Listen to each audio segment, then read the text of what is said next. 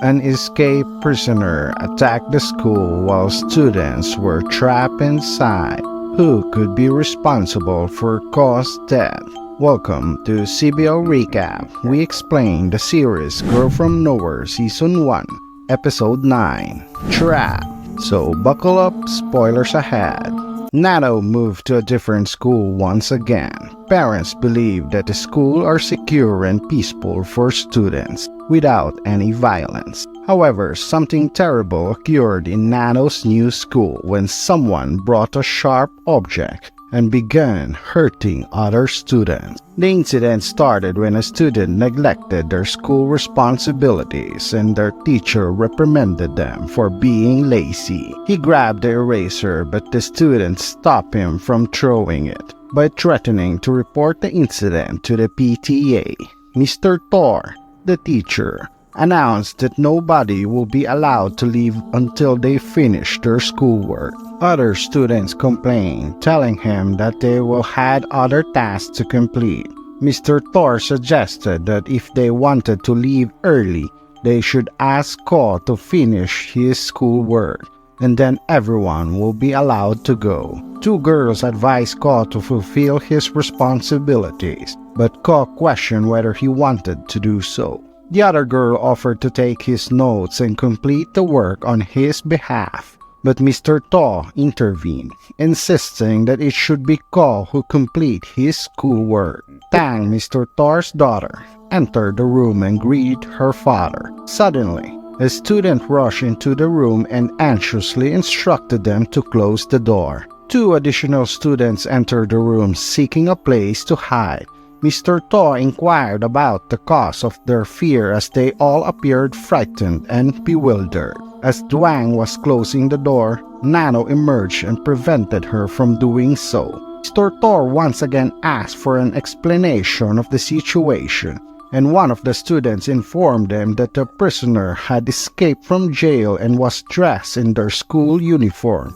The escaped prisoner began indiscriminately attacking students with a knife. The girl wearing glasses confirmed it's true, having witnessed it firsthand. Mr. Thor instructed the students to silently secure the classroom door and windows using chairs and tables nearby, ensuring that the killer wouldn't have an opportunity to enter. Ko, however, didn't assist in arranging the furniture. Everyone discouraged Ko from his sarcastic remarks. Ko questioned whether they believed the accounts provided by the two individuals. The girl wearing glasses challenged Ko to go out and witness the situation for himself, to see if their claims were true or not. Ko insulted them, calling them cowards, and expressed his readiness to leave the room. However, at that moment, they heard an announcement stating that the serial killer was roaming in the school premises. Filled with anxiety, they all remained inside the classroom, wondering if the serial killer was still present or not. Everyone attempted to use their phones, but they couldn't establish a signal to contact anyone outside the classroom. Nanno interjected into the conversation, sharing that she had some information regarding the serial killer. Nanno proceeded to read news updates about the serial killer, prompting Mr. Thor to cover Tang's ears to shield her from the details. Mr. Thor urged Nanno to stop and inquired if she had a picture of the serial killer. Nanno displayed a portion of the picture, revealing only the person's bangs. Someone in the room informed them that the serial killer was heading towards Building 4, the very building they were in at the moment. Filled with fear, everyone fell silent. A person walked past the classroom where they were hiding. Subsequently, they began questioning whether the danger had passed. Nanno urged everyone to remain silent as she could still hear suspicious sounds nearby. They remained motionless when someone knocked on the classroom door, pleading for assistance. Fear gripped everyone as they were hesitant to open the door, fearing that the individual could be the serial killer pretending to be a student in need of help. Kao rushed towards the door intending to open it, but Mr. Thor intervened, stopping her. Ko and Mr. Thor engaged in an argument. as Ko desired to open the door. Considering the possibility that the person outside could be one of the students seeking assistance, Mr. Thor hesitated to open the door. Concerned for his daughter's safety, Mr. Thor prevented anyone from approaching the door and forcefully pushed Kao, which infuriated Ko. Mr. Thor expressed that he no longer cared about the argument because his priority was to protect his daughter. Nanno intervened, halting their argument, and informed everyone that the person outside the classroom was already deceased. All eyes turned towards the narrow gap between the door to verify Nanno's statement, and screams erupted as they caught sight of a lifeless body lying there. Ko's anger resurfaced, accusing Mr. Thor of being a killer because he hadn't opened the door. Mr. Thor defended himself, asserting that he had acted to protect everyone. He explained that if he had opened the door, the serial killer could have entered the classroom, putting all of their lives in danger. He had made a difficult decision to sacrifice the girl in order to save the rest of them. The girl seated next to Sewer began blaming Mr. Thor for their predicament of being trapped inside the classroom. Ko, however, provoked another confrontation with Mr. Thor, belittling the effectiveness of his ability to provide unpractical help. In response, Mr. Thor punched Ko.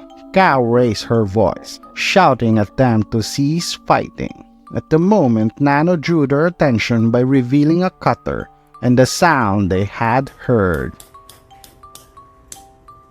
Everyone paused, turning their heads towards Nanno. Nanno urged everyone to find a weapon to protect themselves. Consequently, everyone began searching the room, looking for something they could use for self-defense. As the evening arrived, everyone anxious awaited news and wondered if the threat of the serial killer had passed. Ko suggested that they should make a move before the serial killer returned, as it might be their only opportunity. Mr. Thor proposed a vote to decide who should venture outside and check. Each person raised their hands and voted in favor of Ko. Ko declared that if he managed to escape successfully, he wouldn't seek help and would leave them to die there. Nanno voiced her agreement with Ko, and Ko prepared himself to leave, opening the door, but he halted when he noticed something outside. He returned to the classroom, leaving everyone perplexed. They inquired about what happened. Ko explained that the body they had seen earlier outside the classroom had vanished. This caused Ko to reconsider his decision. He informed them that he would remain there but would proceed if everything stayed quiet for the next 15 minutes. They all waited anxiously, and after the designated time elapsed, Ko instructed them to open the door for him. Kao rose from her seat and opened the door, but Ko forcefully pushed her outside.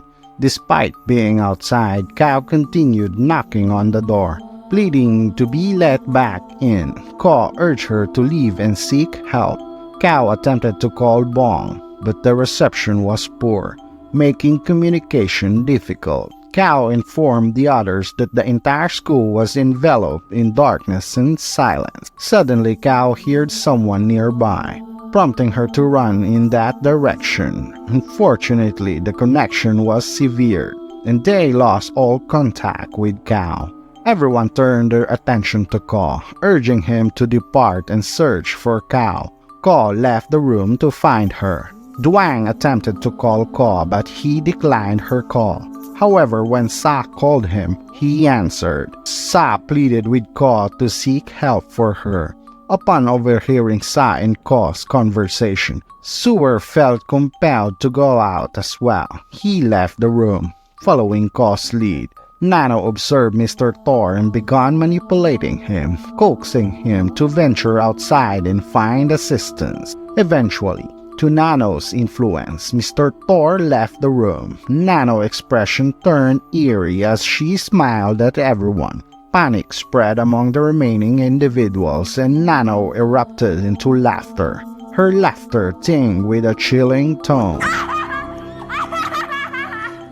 As they ventured outside, the group heard Ko's voice and Sa expressed her desire to assist him, determined to locate the others who had left the room earlier.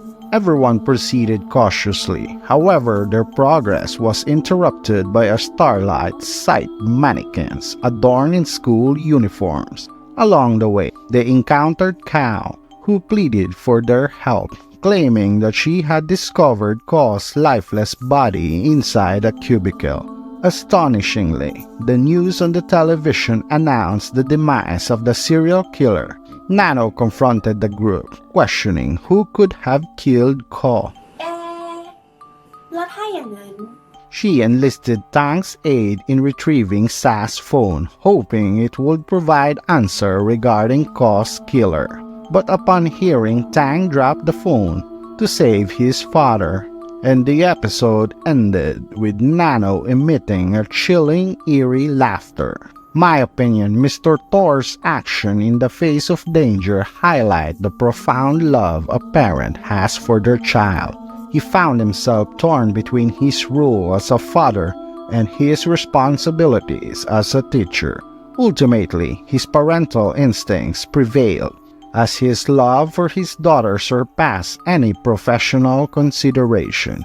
It is understandable that he would go to extreme lengths to protect his child. It is difficult for us to fully comprehend his actions without having experienced the same situations ourselves. We cannot grasp the depth of a parent's love unless we have walked in their shoes. Parents possess an unwavering love that drives them to do anything and everything for the well-being of their children. We would love to hear your opinion on who you think might have killed Ko.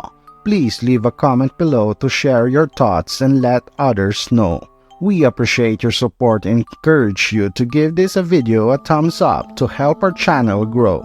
Thank you for watching. Till next time.